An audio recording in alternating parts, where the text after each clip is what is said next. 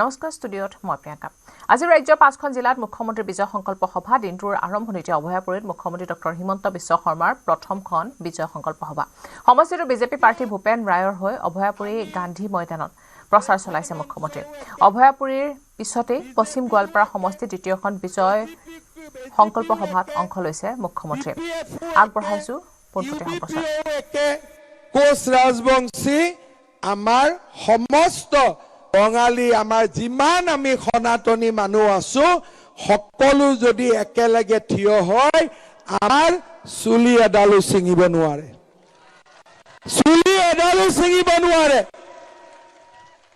যেতিয়া আমি ভাগ হৈ থাকিম তই ৰাভা মই বড়ো তই গাৰো তই কোচ তই বঙালী তই হিন্দীভাষী তই অসমীয়া দাস কলিতা আমাক বাংলাদেশী মিয়াবিলাকে খাই যাব একো থাকিব নোৱাৰে এই জায়গাটোৰ নাম কি আছিল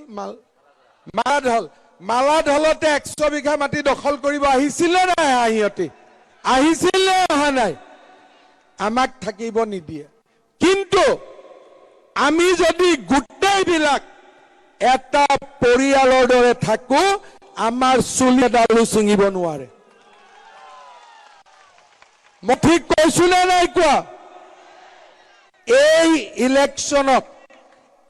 ইলেকশ্যনত আমি ভোট দি দেখাই দিম যে অকল বাংলাদেশী মিয়াই ভোট দিব নাজানে আমিও ভোট দিব জানো কেনেকে ভোট দিব লাগে হয় না নহয় ইহতি ভাবে ইলেকশ্যন মানে ইহতৰে এইবাৰ আমি দেখাম কি বাবা ইলেকশ্যন তহতৰে নহয় ইলেকশ্যনত আমিও ভোট দিব জানো হয় না নহয় ৰাতিপুৱাই গা পা ধুই সকলো মানুহে ভোটৰ বাকচত আহিব তাতে আপোনালোকে দেখিব হাত আৰু পদুমটোত ভোট দি পুৰা চিনটো কলা কৰি দিব হ'ব টিপি দেখিলে গম পাব লাগিব যে ইয়াত ভোট পৰি আছে আৰু হাতৰ চিনখন নতুন বোৱাৰী আহিলে যেনেকে কিছুদিন আমি একো কাম তাম কৰিব নিদিও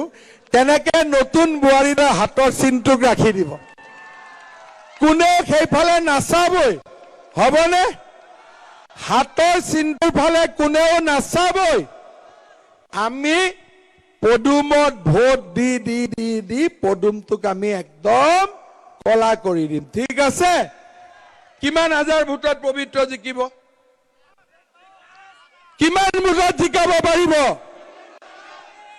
লোকসভাত আমি কিমান ভোটত জিকিছিলো ইয়াতে আমি লোকসভাত জিকিছিলো 28,000 এইবাৰ আমি জিকিব লাগিব 50,000 ভোটত জিকিব লাগিব 50,000 ভোটত আমি জিকিব লাগিব আৰু মই জানো আমাৰ জিকিব পৰা ক্ষমতা আছে মাত্ৰ আমি একটা হৈ থাকিব লাগিব ঐক্যবদ্ধ হ'ব লাগিব আৰু তেওঁলোকে যেনেকে 99-98% ভোট দিয়ে আমাৰ সেন্টাৰ বিলাকতো আমি 98-99% ভোট দিয়া শিকিব লাগিব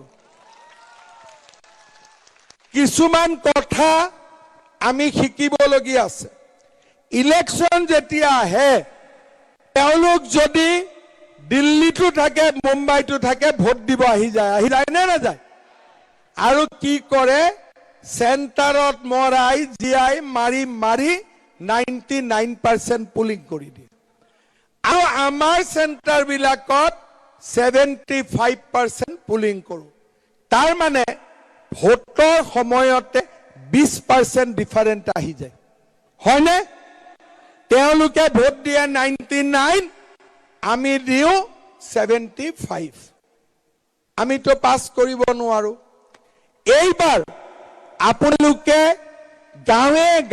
গাঁৱে মিটিং কৰক বুথ কমিটি বিলাকক এক্টিভেট কৰক আৰু এজিপি বিপিএফ ইউবিপি যৌথ মঞ্চ কোচ ৰাজবংশী বঙালী দাস কলিতা আমাৰ যিমান পুলিং বুথত আছে আপোনালোকে গাৰো মানুহ আমাৰ যিমান পুলিং বুথত আছে আপোনালোকে ক'ব যে এইবাৰ 75 নহয় 99% পুলিং হ'ব লাগিব আৰু যদি 99% ভোট পুলিং হয় পবিত্ৰ 50,000 ভোটত জিকিব কিন্তু যদি 75% পুলিং হয় পবিত্ৰ 25,000 ভোটত জিকিব 25,000 জিকাব লাগে নে 50,000 জিকাব লাগে কিমানত জিকাব লাগে মোৰ লগত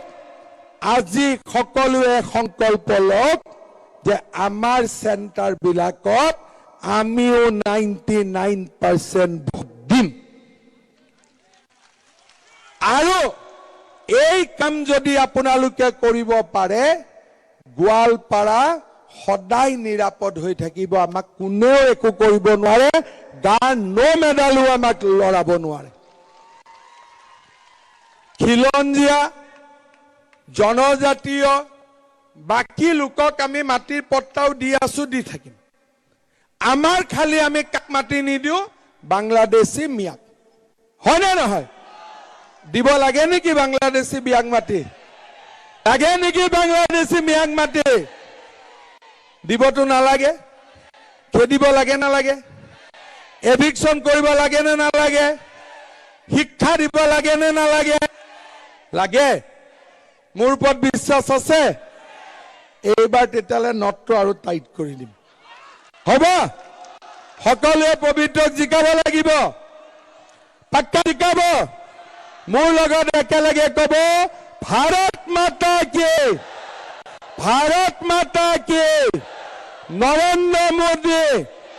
নৰেন্দ্ৰ মোদী বিজেপি যৌথ মঞ্চ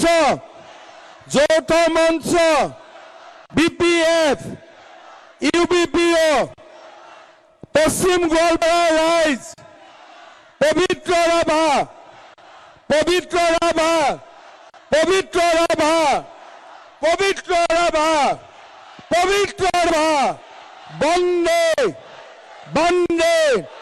বন্দে এতিয়া সকলোৱে নাচিব আকৌ এবাৰ মোদী চৰকাৰ আৰু এক মিনিট ওপৰত নুঠিব ইয়াত যদি কোনোবা আহিব খোজে আপোনালোকে আহিব পাৰে জাপ মাৰি আহি যাওক কথা নাই হ'ব খালি ওপৰত উঠিব এতিয়া লগাই দিয়ক আকৌ এবাৰ মোদী চৰকাৰ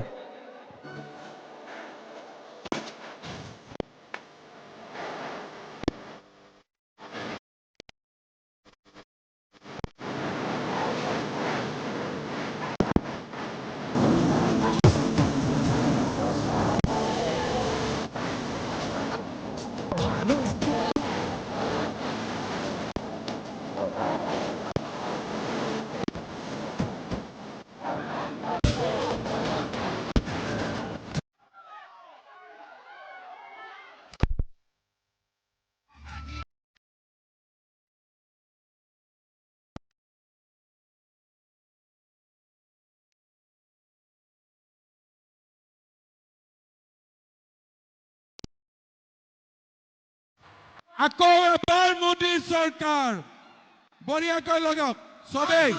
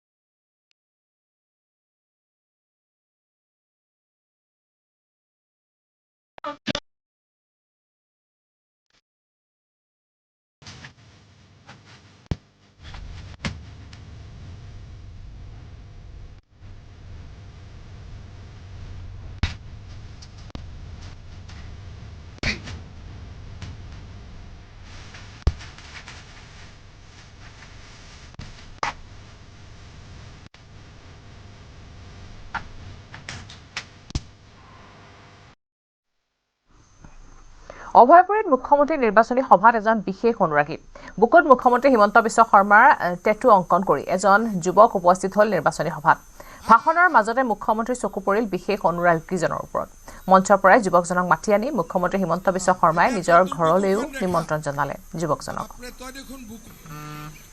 এই বেটা তইতো ধুনীয়া কৰি ফটো আঁকি লৈছ ওচৰত আহ ইয়াক আহিব দে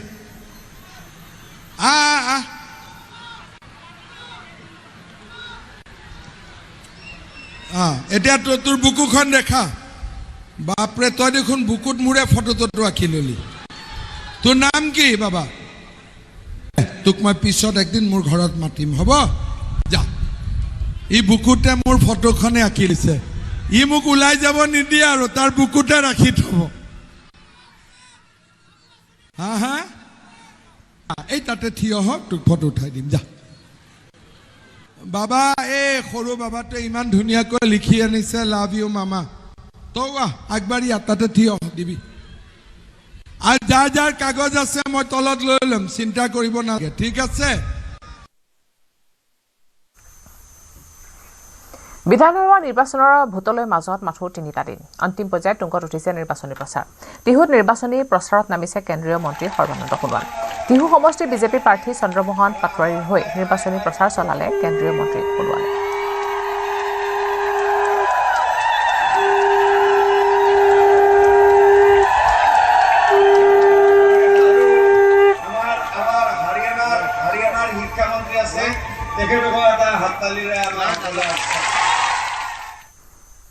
বিধানসভা নিৰ্বাচনলৈ মাজত মাথো কেইটামান দিন নাহৰকটীয়াত বিশাল পদযাত্ৰাৰে নিজৰ শক্তি প্ৰদৰ্শন বিজেপি প্ৰাৰ্থী তৰংগ গগৈ নাহৰকটীয়া ডেইলি বজাৰৰ পৰা নগাঁও তিনিআলি পৰ্যন্ত আহি কৰা হৈছে পদযাত্ৰা হাজাৰ হাজাৰ বিজেপি কৰ্মীয়ে অংশগ্ৰহণ কৰিছে এই পদযাত্ৰাত প্ৰতিকূল বতৰ প্ৰবল বৃষ্টিপাতৰ মাজতো থমকি ৰোৱা নাই বিজেপি কাৰ্যকৰ্তা তৰংগ গগৈ নিৰ্বাচনী প্ৰচাৰ গীতত ব্যাপক আনন্দ উল্লাস দেখিবলৈ পোৱা গৈছে দলীয় কৰ্মীসকলৰ নিৰ্বাচনী প্ৰচাৰ নহয় যেন এয়া এক বিজয় উল্লাস এই বিশাল পদযাত্ৰাত অসংখ্য লোকে পুষ্পবৃষ্টিৰে বিজেপি প্ৰাৰ্থী তৰংগ গগৈক জয়ৰ আশীৰ্বাদ প্ৰদান কৰিছে শনিবাৰৰ এই বিশাল পদযাত্ৰাৰ জৰিয়তে বিজেপি দলে যেন এক বাৰ্তা প্ৰদান কৰিছে যে সমাগত বিধানসভা নিৰ্বাচনত ৰেকৰ্ড সংখ্যক ভোটৰ ব্যৱধান জয়ী হ'ব তৰংগ গগৈ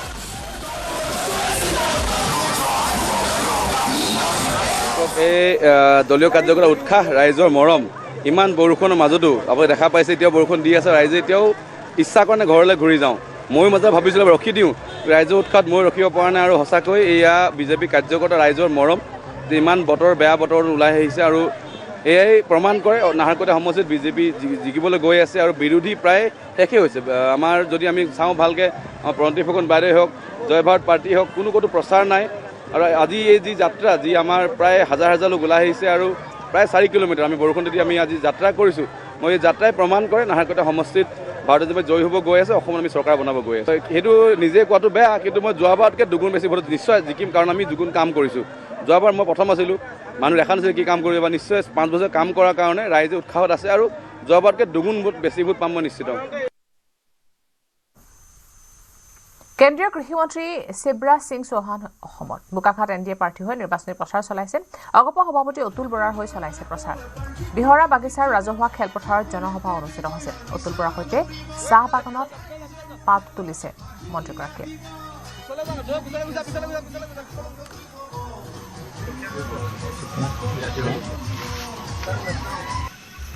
बहुत बहुत धन्यवाद और शुभकामनाएं आपको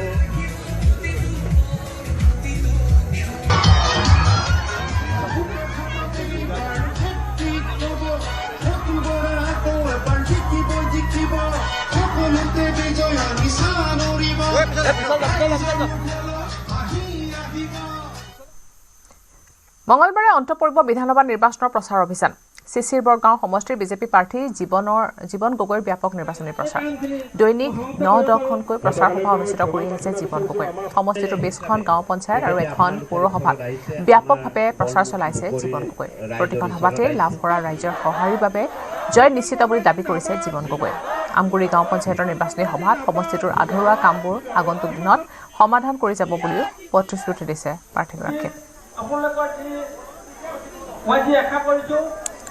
ৰাইজৰ বিপুল সঁহাৰি আপোনালোকে আহি দেখিছেই মই তেখেতলোকক শুভেচ্ছা জনাইছোঁ তেখেতলোকে মোক অনাগত যি চুচিবগা নতুন সমষ্টিটোৰ তেখেতলোকে আমাক বিধায়ক হিচাপে চাব বিচাৰে আৰু বিধায়কে চাব বিচাৰে নহয় এই সমষ্টিটোৰ যিখিনি আধাৰৰ কাম আছে সেইখিনি কৰিবলৈ তেখেতলোকে মোক সুযোগ দিম বুলি কথা দি আছে গতিকে মই সেইখিনি কাম কৰিবলৈ আগবাঢ়ি আহিছোঁ আৰু কৰিম আজি দিনটোত মই এতিয়া 10খনত কৰিলোঁ আৰু 2খন বাকী আছে এই 2খন অলৰেডি শেষ হ'লে মোৰ গোটেই পঞ্চায়ত আৰু 20টা পঞ্চায়ত আৰু এখন টাউন অলৰেডি শেষ হৈ গৈছে ইয়াৰ পাছত আমি যিখিনি আমি হৰি মন্দিৰত যাব পৰা নাই নামঘৰে ঈশ্বৰৰ নামত সেৱা ল'ম কাৰণ মোৰ ভগৱানে মই নিজৰ নিস্বাৰ্থভাৱে কামখিনি কৰাৰ বাবে আজি টিকেটটো প্ৰদান কৰিছে বুলি মই ভাবোঁ আৰু দলে গতিকে নিস্বাৰ্থভাৱে কাম কৰিছে ভগৱানৰ আশীৰ্বাদ আছে ভগৱানৰ হিৰত লৈয়ে কামখিনি আগবাঢ়ি যাম বুলি ভাবিছোঁ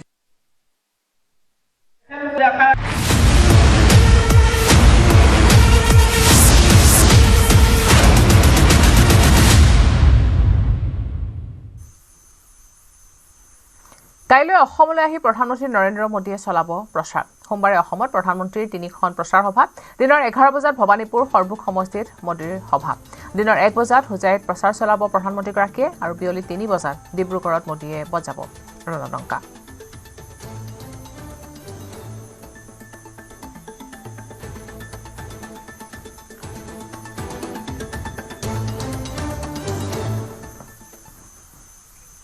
কংগ্ৰেছৰ হৈ অসমত ৰাহুল গান্ধীৰ নিৰ্বাচনী প্ৰচাৰ আজি মুঠ 3খন নিৰ্বাচনী সভাত অংশগ্ৰহণ কৰিব ৰাহুল গান্ধীয়ে বিশ্বনাথ সমষ্টিৰ চিটিচি খেলপথাৰ প্ৰথমখন নিৰ্বাচনী সভাত অংশগ্ৰহণ কৰিব ৰাহুল গান্ধীয়ে গোলাঘাটৰ সমন্বয় ক্ষেত্ৰত ৰাহুল গান্ধীৰ দ্বিতীয়খন নিৰ্বাচনী জনসভা কমলপুৰ সমষ্টিৰ বিহদিয়াত অন্তিমখন জনসভাত অংশ ল'ব ৰাহুল গান্ধীয়ে ৰাহুল গান্ধীৰ সৈতে 3খন জনসভাতে অংশগ্ৰহণ কৰিব প্ৰদেশ কংগ্ৰেছৰ সভাপতি গৌৰৱ গগৈ এআইচিচিৰ সাধাৰণ সম্পাদক আৰু অসমৰ তত্ত্বাৱধায়ক জিতেন্দ্ৰ সিঙেও অংশ ল'ব ৰাহুল গান্ধীৰ সৈতে असम की संस्कृति है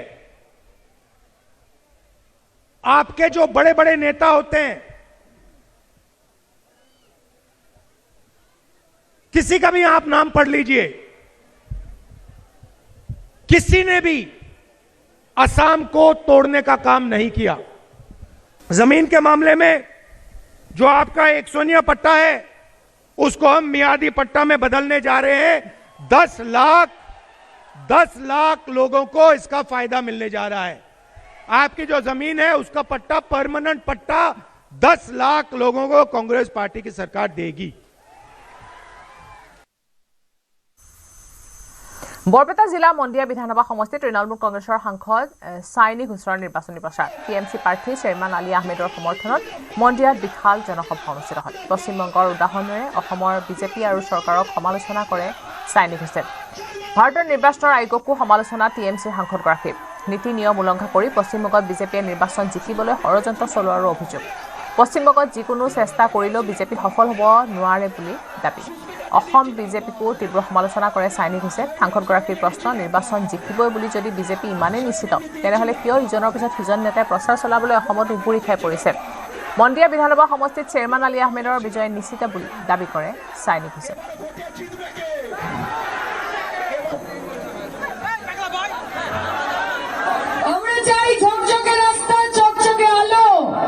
এবং তৃণমূলের হাত ধরেছে শেরওয়ানদা এটাই ভালো এটাই ভালো এটাই ভালো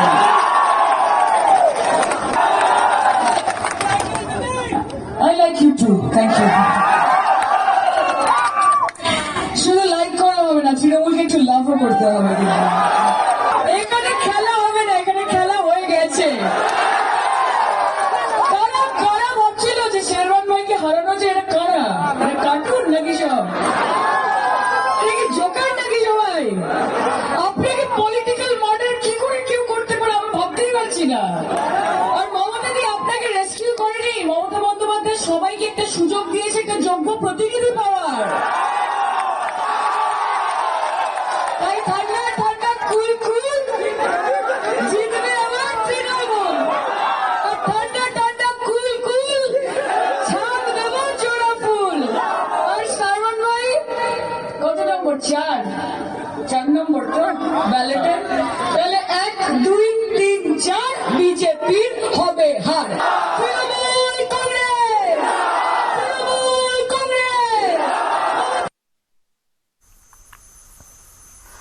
নতুন বৰ অসম গঢ়িবলৈ প্ৰথমে গৌৰৱ গগৈ জয়ী হ'ব লাগিব অসমৰ মাটি পানী বায়ুৰ লগত গৌৰৱ গগৈৰ কোনো সম্পৰ্ক নাই গৌৰৱ গগৈৰ বিৰুদ্ধে তীব্ৰ বাক্যবান কৰে ভূপেন বৰাই গৌৰৱ গগৈয়ে অসমীয়াত্ব বা জাতীয়তাবাদ বুজিবলৈ আৰু 15-20 বছৰ সময় লাগিব বুলি কটাক্ষ কৰে ভূপেন বৰাই। ৰাজ্য সহায়তে নতুন বৰ অসম গঢ়িব। প্ৰথম কথা, গৌৰৱ গগৈ যোৰহাটৰ পৰা জিকিব পাৰিব নোৱাৰে, কাৰণ 24 চনত গৌৰৱ গগৈ 1.5 লাখ ভোটত যোৰহাটত পাৰ্লিয়ামেণ্ট জিকিছিলে। পঞ্চায়ত নিৰ্বাচনত গোটেই অসমত কংগ্ৰেছ হৰাৰ কাৰণে মোক স্কেপগট বনালে যে ভূপেন বৰাৰ কাৰণে হাৰিছে। কিন্তু গোটেই অসমৰ মানুহে জানে যে পঞ্চায়ত নিৰ্বাচনত মুখ্যমন্ত্ৰী ডাঙৰীয়াই যিটো বিশেষ ইছ্যু আনিছিলে সেইটো আছিলে পেহেলগাম কাণ্ডত পাকিস্তানৰ বিৰুদ্ধে প্ৰতিশোধ ল'ব লাগে আৰু অসমত এজন পাকিস্তানী এজেণ্ট আছে, সেইটোৱে আছিলে বিজেপি দলৰ আৰু সেই সময়ত পঞ্চায়ত নিৰ্বাচনত মুখ্যমন্ত্ৰী ডাঙৰীয়াৰ বক্তব্য। তাৰপাছত যোৰহাটত এখনো পঞ্চায়তত কংগ্ৰেছ জিকিব নোৱাৰিলে। এতিয়া তাত গোটেই দলৰ যিটো সাংগঠনিক ব্যৱস্থা পঞ্চায়ত নিৰ্বাচনৰ পাছত তছনছ হৈ গ'ল। গতিকে গৌৰৱ গগৈয়ে বৰ অসম গঢ়াৰ আগত তেওঁ নিজে জিকি আহিব পাৰিব নোৱাৰে, সেইটো নিশ্চিত কৰক। দ্বিতীয়তে মই জানো যে গৌৰৱ গগৈ দিল্লীত ডাঙৰ দীঘল হৈছে, দিল্লীত থাকি ভাল পায়, 29 চনলৈকে MP আছে। গতিকে এতিয়া যোৰহাটৰ মানুহে গৌৰৱ গগৈক জিকায় এতিয়া শাসনাধীন বিজেপি কেন্দ্ৰীয় চৰকাৰ আৰু বিজেপি ৰাজ্য চৰকাৰখনৰ লগত কেতিয়াও শত্ৰুতা কৰি নলয়, প্ৰথম কথা। দ্বিতীয় কথা, কিবা কাৰণত যদি এক্সিডেণ্টেলি গৌৰৱ গগৈক যোৰহাটৰ মানুহে জিকায়ো, গৌৰৱ গগৈয়ে পদত্যাগ কৰি উপদলপতি হ'বলৈ যাব, কাৰণ অসমৰ মাটি পানী বতাহৰ লগত সংপৃক্ত সম্বন্ধ নথকা গৌৰৱ গগৈ অসম বিধানসভাত কংগ্ৰেছ দলক কি প্ৰতিনিধিত্ব কৰিব সেইটো অসমৰ ৰাইজে ইতিমধ্যে দেখিছে। জুবিন গাৰ্গক জুবিন গৰ্গ বুলি কয়, ৰৈ ৰৈ বিনালেক ৰৈ ৰৈ বিনালৈ বুলি কয় আপুনি। গতিকে তেওঁৰ যিটো অসমীয়াত্ব, সেই অসমীয়াত্ব আৰু যিটো জাতীয়তাবাদ সেইটোক তেওঁ বুজিবলৈ আৰু 15-20 বছৰ সময় লাগিব। গতিকে তেওঁ যোৰহাটৰ মানুহে ইতিমধ্যে চিনাক্ত কৰিছে।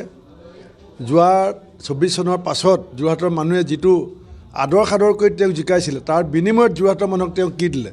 টেলিফোন নধৰে, কথা নাপাতে, মানুহক লগ নকৰে, ঘৰত আহিলে মানুহক বহিবলৈ চকী এখন নাই, চিঠিও কৰাই থয় গুৱাহাটী ঘৰত। তো এই কথাবিলাক সংস্কৃতিবান উচ্চ শিক্ষিত যোৰহাটবাসীয়ে গৌৰৱ গগৈক এইবাৰ এটা শিক্ষা দিব, আপুনি চাই থাকক। এতিয়াতো বিজেপি দলক যদি অসমত আটাইতকৈ বেছি কোনোবাই সহায় কৰিছে সেয়া হৈছে ৰকিবুল হুছেইন আৰু গৌৰৱ গগৈ। কাৰণ বিজেপি দলে 26 চনৰ নিৰ্বাচনৰ কাৰণে যেতিয়া সৰ্বশক্তিৰে যুঁজি আছে, সেইটো সময়ত গৌৰৱ গগৈয়ে 29 চনত তেওঁ MP ক'ত খেলিব, তাৰ কাৰণে চিট খালী কৰিছে প্ৰদ্যুৎ বৰদলৈ ডাঙৰীয়াক। বিভিন্ন পৰিস্থিতি সৃষ্টি কৰিলে যাতে প্ৰদ্যুৎ বৰদলৈ দল এৰি পেলাই গুচি যায়। আজি অসমৰ 12জন বুদ্ধিজীৱীয়ে গৌৰৱ গগৈক পৰামৰ্শ দিবলৈ গৈছিলে যে বিৰোধী ঐক্যটো বনাই পেলাই চৰকাৰ আনিবৰ কাৰণে তুমি কাম কৰিব লাগে। আৰু গৌৰৱ গগৈয়ে বুদ্ধিজীৱীসকলক বুজাইছিলে যে যিমান চেষ্টা কৰিলেও এইবাৰ হিমন্ত বিশ্ব শৰ্মাক হৰুৱাব নোৱাৰি, আমি 31ত যেতিয়া এণ্টি ইনকামবেঞ্চি আহিব তেতিয়া চৰকাৰ আহিব। আজি মই আপোনাক কৈ থলোঁ, কৰ্ণাটকতো এটা কংগ্ৰেছৰ ডাঙৰ টীম খুব সোনকালে বিজেপিলৈ আহিব। মই কথা পাতিছিলোঁ, মোৰ লগত সম্পৰ্ক আছে। তেলেংগানাত কংগ্ৰেছ দলৰ চৰকাৰ পতন ঘটিব, এটা ডাঙৰ টীম বিজেপিলৈ আহিব, আপোনালোকে চাই থাকক। গৌৰৱ গগৈ ধ্বংস কৰি দিলে নদুৱাৰ সমষ্টি। নদুৱাৰত প্ৰদেশ কংগ্ৰেছৰ সভাপতি গৌৰৱ গগৈৰ বিৰুদ্ধে বিস্ফোৰক মন্তব্য কংগ্ৰেছৰ তৃণমূল কৰ্মী। গৌৰৱ গগৈৰ বিৰুদ্ধে মুকলি বিদ্ৰোহৰ লগতে বিজেপি দলৰ প্ৰাৰ্থী পদ্ম হাজৰিকাক মুকলি সমৰ্থন ঘোষণা তৃণমূল কংগ্ৰেছ কৰ্মীৰ। গৌৰৱ গগৈ পিছফালৰ পৰা চুৰি মাৰিলে, এতিয়া আমি আগফালৰ পৰা চুৰি মাৰিম বুলি বিস্ফোৰক মন্তব্য নদুৱাৰ কংগ্ৰেছ কৰ্মীৰ। জামুগুৰিহাটৰ বাপুজী ভৱনত সভা অনুষ্ঠিত কৰি গৌৰৱ গগৈৰ বিৰুদ্ধে জাঙুৰ খাই উঠিল তৃণমূল কৰ্মীসকল। গৌৰৱ গগৈক অহংকাৰী বুলি আখ্যা দি নদুৱাৰ সমষ্টিত 15গৰাকীকৈ প্ৰাৰ্থিত্বৰ প্ৰত্যাশীক বঞ্চিত কৰাৰ অভিযোগ দলীয় কৰ্মীৰ। গৌৰৱ গগৈয়ে তৃণমূলৰ লগত সম্পৰ্ক নথকা সুনীল ছেত্ৰীক কংগ্ৰেছ দলৰ পৰা টিকেট প্ৰদান কৰাক লৈ ক্ষোভ প্ৰকাশ কৰে কৰ্মীসকলে। ব্লকৰ কংগ্ৰেছৰ মহিলা প্ৰেচিডেণ্ট আছিলো, কিন্তু বৰ্তমান এতিয়া নাই, মই পদত্যাগ কৰিলোঁ। গৌৰৱ গগৈ ডাঙৰীয়াই তেওঁক কথা দিছিলে যে আমি দাদুল বৰকাকতিক টিকেট দিম আৰু এইবাৰ নদুৱাৰ ব্লক কংগ্ৰেছলৈ আমি আনিম, কংগ্ৰেছলৈ আমি নিম। কিন্তু গৌৰৱ গগৈ ডাঙৰীয়াই আমাক এনেকুৱাকৈ চুৰি মাৰিলে পিছফালৰ পৰা, আমিও এতিয়া আমি সন্মুখৰ পৰা চুৰি মাৰিম। তেওঁ আমাক বহুত ধোকা দিলে। তেওঁ ঢুকা পাব। নদুৱা ব্লকৰ সমষ্টি মানে তৃণমূলক তেওঁ চিনি নাপালে, তেওঁ এতিয়া চিনি পাব। এতিয়া আমি পদ্ম হাজৰিকা ডাঙৰীয়াক ভোট দি জয়যুক্ত কৰিম। আজি সকলো আমাৰ কংগ্ৰেছ কৰ্মী যিসকল আমাৰ মণ্ডল পৰ্যায়ৰ কিছু সভাপতি আহিছে, বুথৰ আহিছে, জিলা পৰ্যায়ৰ আমাৰ কিছু সংখ্যক আজি আমাৰ বিষয়ববীয়া ইয়াত আছে। গতিকে আমি সকলোৱে এটা সিদ্ধান্তত উপনীত হৈছোঁ যে গৌৰৱ গগৈ যি এটা ইয়াত হঠকাৰী সিদ্ধান্ত গ্ৰহণ কৰি আমাৰ নদুৱাৰ সমষ্টিৰ কংগ্ৰেছটোক আজি থান ভান কৰি এটা বেয়া পৰ্যায়লৈ লৈ গ'ল, তাৰ কাৰণে আমি তেখেতকো এটা প্ৰত্যাহ্বান জনাব বিচাৰিছোঁ। তেওঁ যে আমাক আজি এই দাদুল বৰকাকৈতে কিমান কষ্ট কৰাৰ পিছতো তেওঁ যে সন্মুখৰ পৰা চুৰি মাৰিলে, গতিকে আমিও জানো যে আমি কেনেকৈ চুৰি মাৰিব লাগে। গতিকে সেই কথাটো আজি আমি তেওঁক প্ৰমাণ কৰি দিব বিচাৰিছোঁ যে নদুৱাৰ সমষ্টিত আমাৰ যি আজি তৃণমূল পৰ্যায়ৰ কংগ্ৰেছ কৰ্মীসকল আছে, সকলোৱে একগোট হৈ গতিকে আমাৰ জাতীয় স্বাভিমান আৰু খিলঞ্জীয়া ৰক্ষাৰ স্বাৰ্থত বিভিন্ন জাতি জনগোষ্ঠীৰ সমন্বয় যাতে ইয়াত আমাৰ বিঘ্নিত নহয়, তাৰ কাৰণে আমি যি পদ্ম হাজৰিকাক দেখিছোঁ যে তেখেতৰ যি ইয়াত সংগঠন আছে আৰু পদ্ম হাজৰিকা ইয়াৰ কাৰণে উপযুক্ত বুলি ভাবি আমি আজি সকলোৱে ইয়াত কংগ্ৰেছ কৰ্মী একত্ৰিত হৈ মুকলিভাৱে পদ্ম হাজৰিকাক আমি সমৰ্থন জনাইছোঁ। APCCত অব্যাহত আছে দল ত্যাগৰ জোৱাৰ। APCCৰ সংখ্যালঘু মৰ্চাৰ সম্পাদকৰ পদত্যাগ, সম্পাদক ৰেকিবুদ্দিন আহমেদে কৰিছে পদত্যাগ। সংখ্যালঘু মৰ্চাৰ সভাপতিলৈ পদত্যাগ পত্ৰ প্ৰেৰণ কৰিছে ৰেকিবুদ্দিনে।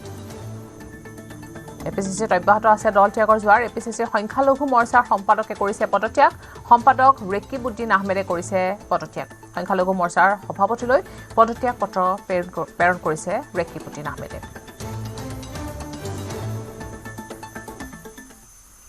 পুনৰ একেলগে মৰিয়নিৰ বিজেপিৰ প্ৰাৰ্থী ৰূপজ্যোতি কুৰ্মী আৰু ৰাইজৰ দলৰ প্ৰাৰ্থী জ্ঞানশ্ৰী বৰা দুই একেলগে আঁঠুলৈ সেৱা ল'লে ভকত বৈষ্ণৱৰ। মৰিয়নি হাছৰা মাজগাঁও নামঘৰ ভাওনা সবাহত দুয়োগৰাকী প্ৰাৰ্থীয়ে একেলগে ল'লে সেৱা।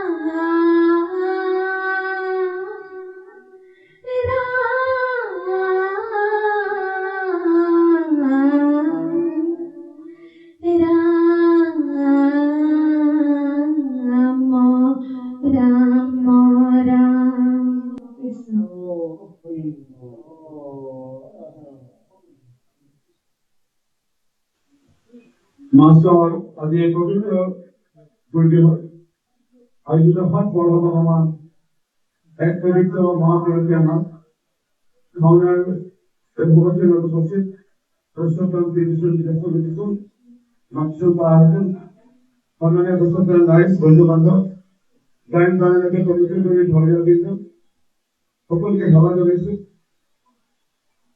বহু নিৰ্বাচনী ব্যক্তিগত আপোনালোকৰ মাজত নিমন্ত্ৰণ ৰক্ষা কৰিবলৈ দেখা দিব আহিব।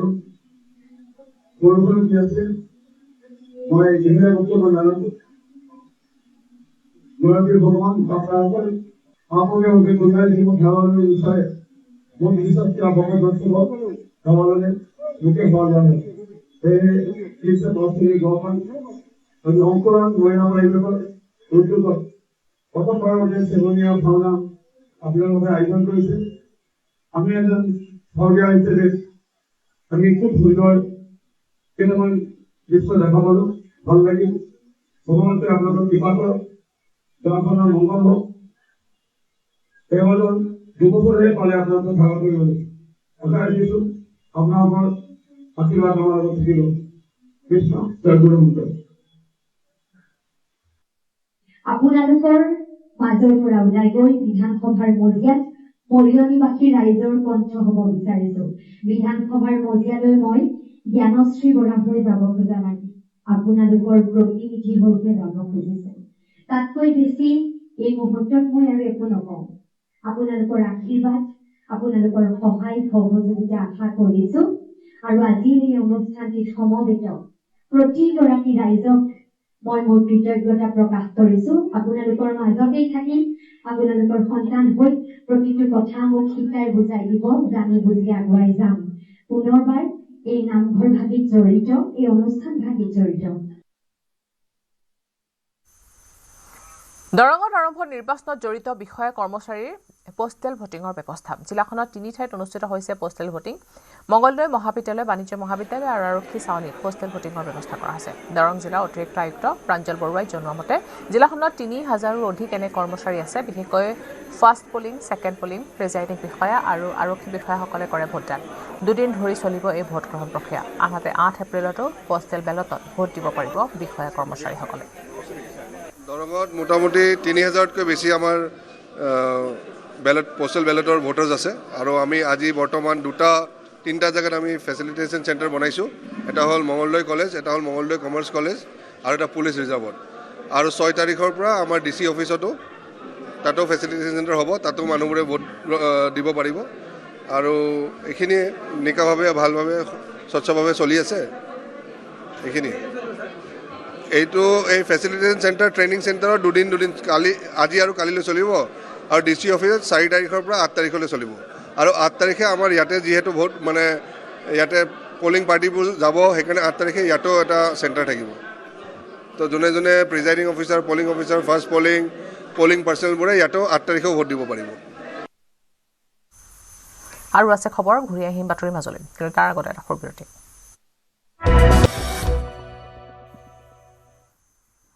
নিৰ্বাচন অহাৰ লগে লগে পুনৰ আৰম্ভ হৈছে বদৰুদ্দিন আজমলত জৰা ফুকা। নিশা নিৰ্বাচনী প্ৰচাৰৰ মাজতে আজমলে জৰা ফুকা কৰা পানী নিবলৈ হেতা ওপৰা লগালে অসম মহিলাই। নিৰ্বাচনী প্ৰচাৰৰ বাবে বিন্দাকান্দি সমষ্টিৰ গণিপুৰত উপস্থিত হৈছিল AIDF প্ৰধানগৰাকী। আজমল উপস্থিত হোৱাৰ লগে লগে জৰা ফুকা কৰা পানী নিবলৈ ভিৰ কৰিলে স্থানীয় মহিলাসকলে।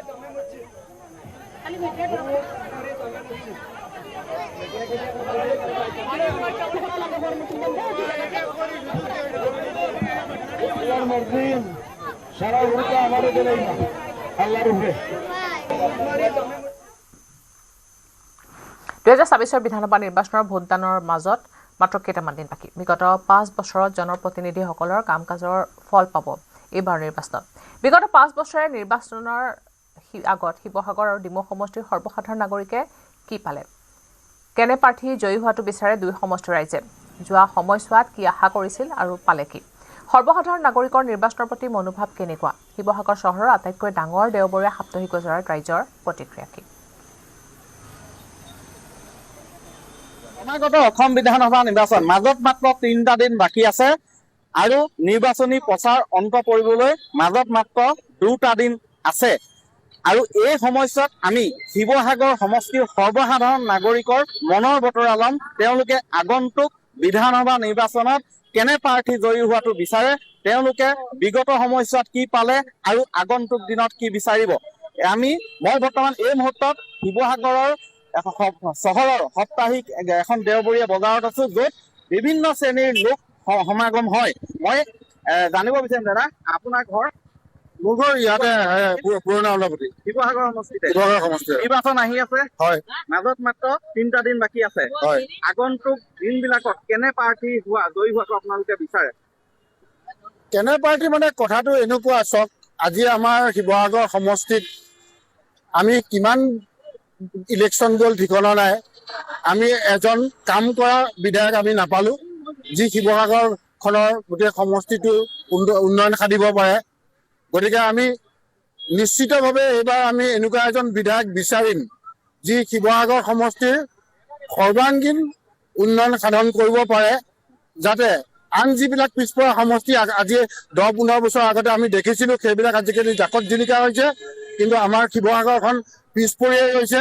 গতিকে আমি এজন এনেকুৱা বিধায়ক আমি বিচাৰিম, যি শিৱসাগৰখনৰ কাৰণে কাম কৰে, শিৱসাগৰখনৰ এখন ঐতিহাসিক ঐতিহ্যপূৰ্ণ ঠাই হিচাপে শিৱসাগৰখন যাতে আগুৱাই লৈ যায়, অসমৰ ভিতৰত যাতে এখন জাকত জিলিকা নগৰ হয়। হয়, আৰু এগৰাকী মই ইয়াত বজাৰ কৰিবলৈ অহা জ্যেষ্ঠ নাগৰিক দেখিছো, তেওঁৰ পৰা ল'ম। আপুনি কোন সমষ্টি? মই ইয়াৰে শিৱসাগৰে নিৰ্বাচন আহি আছে অহা 9 এপ্ৰিলত ভোটদান জানিব বিচাৰিম কেনেকুৱা এগৰাকী প্ৰাৰ্থী জয়ী হোৱাটো বিচাৰে শিৱসাগৰবাসীয়ে হয় তেওঁ পইচা হিচাপ কৰি আছে কিন্তু আমি ইয়াৰ মাজতে তথাপিতো ল'ম যাকে মই পচন্দ কৰো ভাবো বিবেকে কয় এই তাকে দিম আৰু হয় বিবেক ভোট দিব আৰু আগন্তুক দিনত শিৱসাগৰ সমষ্টিটো কেনেধৰণে হোৱাটো সেইটো উন্নতি বিচাৰোৱে আৰু হয় এইসকল সৰ্বসাধাৰণ নাগৰিক আমি আৰু জানিব বিচাৰিম ইয়াত যিসকল সৰ্বসাধাৰণ গ্ৰাহক যিসকল ব্যৱসায়ী আছে তেওঁলোকৰো ভাষ্য আমি ল'ম দাদা নমস্কাৰ নমস্কাৰ আপুনি কোন সমষ্টি মই বৰ্তমান ডিমৌ সমষ্টি আগতে শিৱসাগৰ সমষ্টি আছিল হয় শিৱসাগৰ চহৰত আপুনি থাকেই প্ৰায় অহা যোৱা কৰে আজি বজাৰ কৰিলে নিশ্চয় পাচলি বজাৰ শিৱসাগৰ সমষ্টিত কেনে এগৰাকী প্ৰাৰ্থী জয়ী হোৱাটো বিচাৰে আগন্তুক দিনবিলাকত সমষ্টিটো কেনেধৰণে আগবাঢ়ি যাব বিচাৰে শিৱসাগৰ সমষ্টি উন্নয়ন কৰিবলৈ বহুত বাকী আছে কম্পাৰেটিভলি যদি আমি চাওঁ যোৰহাটখন বহুত আগবঢ়া শিৱসাগৰখন আমাৰ বহুত পিছ পৰি আছে গতিকে শিৱসাগৰখন আগবাঢ়ি যাবৰ কাৰণে ৰাইজে এজন সুস্থ প্ৰতিনিধি মানে এজন ভাল কোৱালিফাইড শিৱসাগৰ সমষ্টিটোৰ কথা উন্নতিৰ কথা চিন্তা কৰি তেনেকুৱা এজন নিৰ্বাচিত প্ৰাৰ্থীক নিৰ্বাচন কৰাটো বিচাৰো বিগত সময়ছোৱাত যিগৰাকী ইয়াত আছিলে বিধায়ক ৰাইজ দলৰ সভাপতি তথা এইবাৰো তেওঁ ৰাইজ দলৰ প্ৰাৰ্থী শিৱসাগৰ সমষ্টিৰ তেওঁ কাম কাজ বিগত সময়ছোৱাত AJP প্ৰাৰ্থী ৰেজাউল কৰিম চৌধুৰীৰ বিৰুদ্ধে এজাহাৰ বিনাকালি সমষ্টিৰ প্ৰাৰ্থীগৰাকীৰ বিৰুদ্ধে এজাহাৰ দাখিল কৰা হৈছে হাম চিকিৎসালয় কৰ্মচাৰীয়ে দাখিল কৰিছে এজাহাৰ চিকিৎসালয়খনে ভুৱা বিল প্ৰস্তুত কৰে বুলি কৈছিল প্ৰাৰ্থীজনে ৱাহিদ তালুকদাৰ নামৰ কৰ্মচাৰীজনে এজাহাৰ দাখিল কৰিছে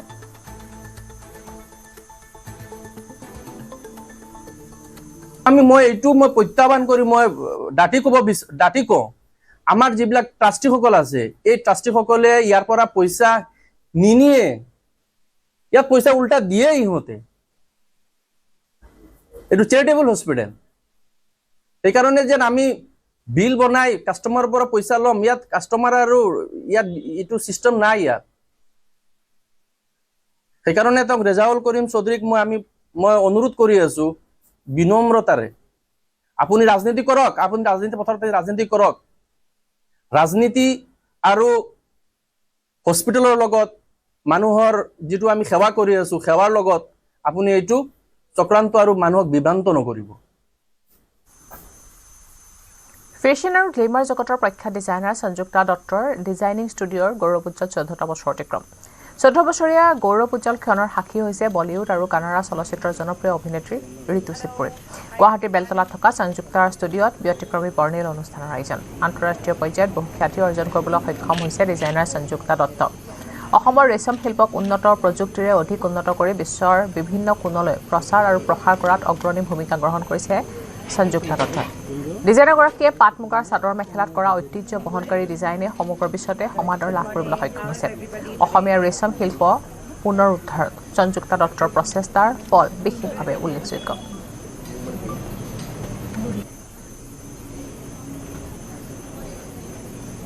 Hello, namaskar. This is Ritu Shivpuri and namaskar Assam. Good morning Guwahati and I'm so thrilled to be here. I'm here for Sanjukta's beautiful, stunning line. She does hand-woven pieces and like I said earlier, to encourage Indian artisans is so important because it's a dying craft. Today nobody is making hand things because all their children are all abroad learning something else, doing some other work. So a lot of handcraft things that exist in India are not encouraged. She is one of the people who's encouraging that, who's making some beautiful hand-woven pieces. So I'm very excited to be here. The collection is super gorgeous. I can't understand which one to pick up, which one not to pick up. It's so confusing because each piece is better than the other. And if you haven't visited, you must come and see. They are drop-dead gorgeous, the pieces. I've been to Assam before. I've come to Guwahati a few times before. And I have bought a few things, but I have not seen pieces like this anywhere in Assam. ইমানখিনি মানুহে মৰম দিব সামৰি ল'ব মোৰ মানে এইটো মোৰ কাৰণে এটা সপোনৰ নিচিনা লাগিছে আৰু মোৰ এইটো সপোন আছিল যে মই আমাৰ হেণ্ডলুম ইণ্ডাষ্ট্ৰিটোৰ কাৰণে কিবা কৰিব পাৰোঁ নেকি সেইটো ভাবিয়ে মই মোৰ চাকৰি বাদ দি মই এইটো লাইনত নামিছিলোঁ যদিও চবেই মোক তেতিয়া মানা কৰিছিলে কাৰণ মই একো নাজানিছিলোঁ ফেশ্বন ইণ্ডাষ্ট্ৰি কিন্তু মই এটাই আশা ভাবিছিলোঁ যে মই এইটো কৰিব বিচাৰোঁ চ' লাইফটোতো এটাই কৰি চাওঁচোন লাইফটোত জীয়াই থকাৰ মিনিংটোত মই এইটোত বিচাৰি পাইছিলোঁ চ' মই সেইটো সাহ কৰি পেলাই নামিছিলোঁ আৰু আজি যে 14 বছৰ কেনেকৈ গ'ল মই ধৰিবই পৰা নাই আৰু ইমানখিনি চবেই মৰম দিছে চ' আই এম গ্ৰেটফুল